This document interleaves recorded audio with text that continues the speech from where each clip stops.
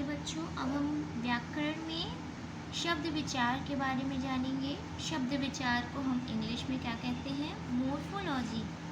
Morphology. तो वर्णों का व्यवस्थित समूह, इसके पहले हमने वर्ण विचार पढ़ा था। वर्णों के ऊपर विचार करके हम लोग वर्णों के बारे में जाने, कैसे वर्ण बनता है। आज हम जानेंगे कि वर्णों से शब्द कैसे बनता है। वर्णों का व्यवस्थित समूह शब्द कहलाता है जिसका कोई अर्थ होता है। वर्णों को निश्चित क्रम में जोड़कर ही शब्द बनते हैं, जैसे फूल, पहाड़, मोर। तो बच्चों, फूल को वर्णों में अलग किया जाए, वर्णों के क्रम में अलग किया जाए तो कैसे बनेगा? फा में बड़ा ऊ की मात्रा लगी है, इसलिए फा प्लस बड़ा ऊ, यानी कि मात्राएं जो है उसका मूल रूप लिखेंगे, मात्राएं नहीं लिखेंगे। ओके, जब हम लोग इस तरह से वर्णों को अलग अलग क्रम में लिखेंगे तो फा प्लस बड़ा ऊ प्लस ला के साथ कोई मात्रा नहीं लगी, इसलिए ला के साथ प्लस आ, छोटा आ, ठीक है ना। जिसके साथ कोई मात्रा नहीं लगी होती है उसके साथ हम लोग वर्णों के हिसाब से हम लोग छोटा आ लगा दिया करते हैं। इसे पहाड़ लिखा है, पा प्लस अ, पा के साथ कोई मात्रा नहीं, इसलिए छोटा आ, प्लस हा के साथ बड़ा आ है तो प्लस बड़ा आ, प्लस ड़ा के साथ कोई मात्रा नहीं है तो छोटा आ। इसी प्रकार से मोर। अब देखिए परिभाषा, ध्वनियों और वर्णों का सार्थक समूह शब्द कहलाता है।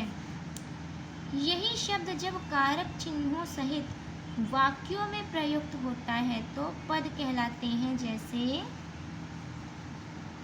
बच्चे पढ़ते, ये क्या हो गया? शब्द। बच्चे पढ़ रहे हैं, ये हमारा क्या हो गया? पद।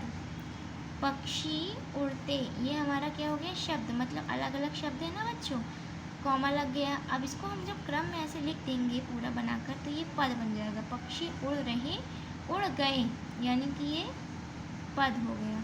ओके। शब्दों का वर्गीकरण, शब्दों के वर्गीकरण में क्या क्या आता है? अर्थ के आधार पर, उत्पत्ति के आधार पर, बनावट के आधार पर, वाक्य प्रयोग के आधार पर शब्दों का वर्गीकरण क्या क्या होगा। तो आप लोग पहले एक एक करके जानते जाओगे। शब्दों का वर्गीकरण 4 आधारों पर किया जाता है। ओके, तो आगे हम देखते हैं। सबसे पहले आएगा अर्थ के आधार पर। अर्थ के आधार पर यानी कि बेस्ड ऑन मीनिंग। आधार मतलब बेस्ड, अर्थ मतलब मीनिंग, ठीक है ना। अर्थ के आधार पर शब्द 2 प्रकार के होते हैं, सार्थक शब्द और निरर्थक शब्द। इनके अंतर्गत भी बहुत सारे आते हैं शब्द, कौन कौन से आएंगे वो आपको आगे पता चलेगा। अब सार्थक शब्द क्या होता है बच्चों? जिन शब्दों का कुछ अर्थ होता है उन्हें सार्थक शब्द कहते हैं, जैसे फूल, घर, वायु, कमल आदि। मतलब इनका कुछ अर्थ निकल रहा है, इसलिए ये सार्थक शब्द कहलाते हैं। व्याकरण के अंतर्गत केवल सार्थक शब्दों का ही अध्ययन किया जाता है, अर्थात आप जब व्याकरण पढ़ोगे तो उसमें निरर्थक कुछ लिखा ही नहीं रहेगा, जिसका कोई अर्थ ना हो ऐसा कुछ लिखा ही नहीं रहेगा। ग्रामर के या व्याकरण के अंतर्गत आपको सार्थक शब्दों का ही अध्ययन किया जाता है। ये शब्द भी 4 प्रकार के होते हैं। सार्थक शब्द 4 प्रकार के होते हैं, पर्यायवाची शब्द, विलोम शब्द, एकार्थी शब्द, अनेकार्थी शब्द। तो पर्यायवाची शब्द क्या है? वे शब्द जिनके अर्थ में समानता हो पर्यायवाची शब्द कहलाते हैं, ठीक है ना।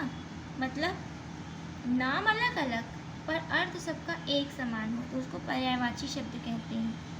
विलोम शब्द क्या होता है? विपरीत अर्थ देने वाले शब्द विलोम शब्द कहलाते हैं, यानी आप कुछ बोल रहे हो तो उसका उल्टा जो अर्थ निकलेगा उसको हम लोग विलोम शब्द कहते हैं। जैसे मैंने बोला ऊपर तो उसका विलोम क्या हो गया? नीचे। एकार्थी शब्द क्या होता है बच्चों? वे शब्द जिनका सभी परिस्थितियों में अर्थ एक ही रहता है उन्हें एकार्थी शब्द कहते हैं, ठीक है। अनेकार्थी शब्द वे शब्द जिनका अर्थ परिस्थिति के अनुसार बदल जाता है उन्हें अनेकार्थी शब्द कहते हैं, ठीक है।